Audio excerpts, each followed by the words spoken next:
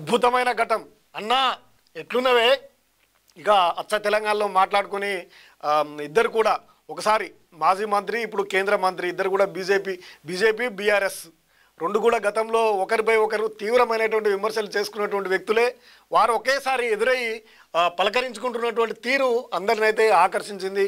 ఆయనే కేంద్ర మంత్రి బండి సంజయ్ కేటీఆర్ ఇద్దరు కూడా అనేకమైనటువంటి సెటర్లు ఒకరిపై ఒకరు పార్టీ పరంగా వ్యక్తిగతంగా కూడా అనేక విమర్శలు చేసుకున్నటువంటి వారు ఒకేసారి పరామర్శించుకోవడం ఒకరికొకరి సందర్శించుకొని ఆప్యాయంగా పలకరించుకుంటున్నటువంటి ఒకరినొకరు పలకరించుకున్న బండి సంజయ్ కేటీఆర్ సిరిసిల్ల వరద బాధిత పరామర్శ సందర్భంగా అరుదైన దృశ్యం వరద కలిసినటువంటి బంధం అంటూ సిటిజన్ల కామెంటు.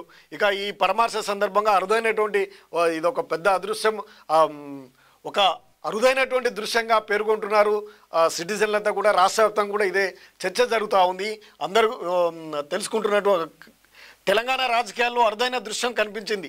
నిత్యం ఒకరిపై ఒకరు ఆరోపణలు గుప్పించుకునే కేంద్ర మంత్రి Bandi Sanjay BRS working president KTR ఒకరినొకరు ఎదురుపడ్డారు. 2 రోజులుగా కురుస్తున్న భారీ వర్షాల నేపథ్యంలో ఇవాళ ఇరువురు నేతలు సిరిసిల్ల జిల్లాలో ముంపు ప్రాంతాల్లో పరిశీలించారు. గంభీరావుపేట మండలం నర్మల ఎగువ మానేరు వద్ద చిక్కుకుపోయినటువంటి 5 రైతులను హెలికాప్టర్ సాయంతో ఇవాళ రెస్క్యూ చేశారు. ఈ సందర్భంగా బాధితులను పరామర్శించేందుకు బండి సంజయ్ అక్కడే ఉన్నారు.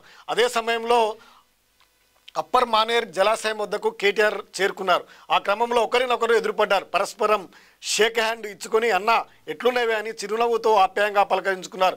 కాసేపు ముచ్చడించుకున్నారు. దీంతో అక్కడ ఒక్కసారిగా సందడి వాతావరణం ఏర్పడింది. ఇరువురు నేతల అభిమానులు తమ నేతలకు జై జై అంటూ నినాదాలు చేశారు. ఈ వీడియో ఇప్పుడు సోషల్ మీడియాలో వైరల్గా మారింది. దీంతో వరద కలిపినటువంటి బంధం అంటూ సిటిజన్లు కామెంట్లు చేస్తున్నారు. ఇక ఇద్దరు ఎదురైనటువంటి దృశ్యాన్ని సిటిజన్లు ఇప్పుడు వైరల్గా మారింది. మొత్తము రాష్ట్ర వ్యాప్తంగా కూడా వైరల్గా మారినటువంటి అంశం.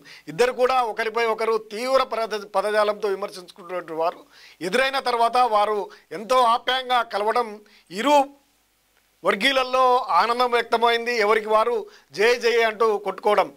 బండి సంజయ్ వెంట ఉన్నటువంటి ఆయన వర్గీయులు బండి సంజయ్కి జై అంటూ నినాదాలు చేయడం, కేటీఆర్ వెనక ఉన్నటువంటి ఆయన వర్గీయులు కేటీఆర్ జిందాబాద్ అని చెప్పడం, అక్కడ ఇద్దరు ఒకేసారి కలవడంతో అందరిలో ఆనందమైనటువంటి దృశ్యాలైతే కనిపించాయి. ఇది ఒక అద్భుతమైనటువంటి దృశ్యంగా పేర్కొంటున్నారు రాజకీయ నాయకులు, సిటిజన్లు, ప్రజలు కూడా.